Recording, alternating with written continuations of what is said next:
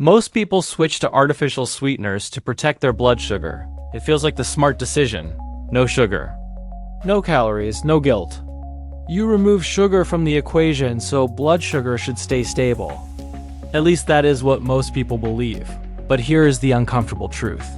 For many people, blood sugar can still spike anyway. And most people never realize it is happening. If you are prediabetic, managing insulin resistance, trying intermittent fasting, or protecting your heart and kidneys, this matters far more than most people think. Because something marketed as healthy and promoted as a safer alternative can quietly work against your long-term health.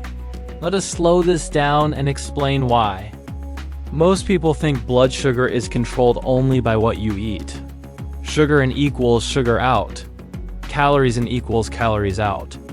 But the human body does not work that way. Your body responds to signals, not just calories.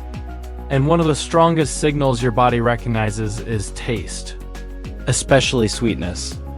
When your tongue detects sweetness, your brain reacts immediately. This reaction happens before food ever reaches your stomach, before digestion, before absorption, before calories matter. The brain sends signals to prepare the body for incoming sugar. And in many people, that preparation includes releasing insulin. This means insulin can rise even when no real sugar is coming in. No glucose. No calories, but the signal still happens. This creates a mismatch. Your body prepares for energy that never arrives. And mismatches confuse the system. Some people feel hungry shortly after. Others feel tired. Some feel shaky. Many experience cravings later in the day. This is why so many people say diet drinks make them hungrier. Or why cravings hit harder after artificial sweeteners. It is not lack of discipline, it is biology. Now let us talk about something most people completely overlook. Gut health. Your gut bacteria play a massive role in blood sugar control. They help regulate how glucose is absorbed, how insulin sensitivity is maintained, and how inflammation is controlled. A healthy gut supports stable blood sugar. A disrupted gut makes regulation much harder. Some artificial sweeteners have been shown to alter gut bacteria, not in everyone, but in some people, significantly. When gut balance shifts, blood sugar regulation suffers. Insulin sensitivity declines. Inflammation increases. And this happens quietly. No pain, no warning, no obvious symptoms. This is where people get confused. They say, I am not eating sugar. I am using zero-calorie sweeteners, so why are my numbers worse? The answer is simple but uncomfortable. Blood sugar control is not just about sugar intake. It is about communication. Communication between the brain, the gut, and hormones. Calories are only one piece of the puzzle.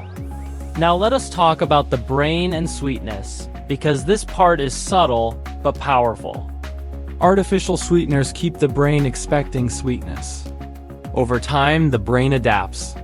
When everything tastes sweet, real food becomes less satisfying. Fruit tastes dull. Vegetables feel boring. Protein feels plain. This is not a preference issue. It is conditioning. The brain has been trained to expect intense sweetness, so what happens next? People start chasing sweetness again.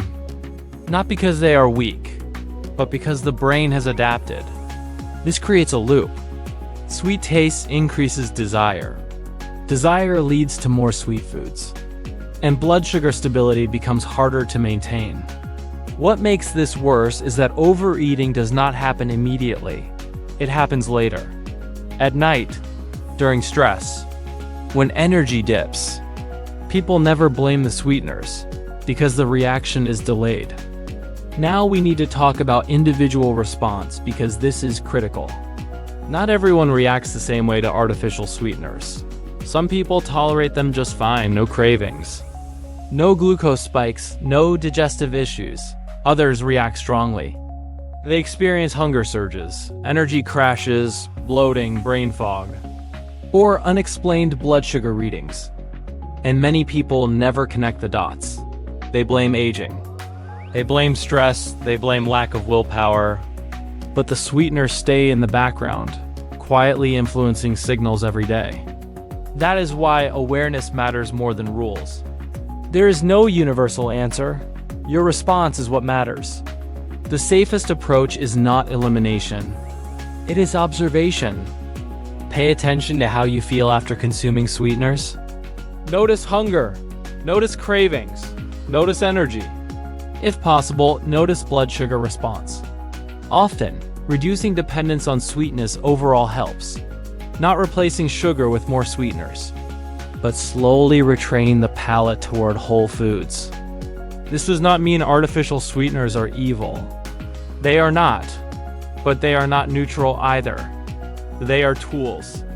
And like any tool, they work best when used intentionally, not automatically. If this breakdown helped you understand your body better, explore the other videos on this channel.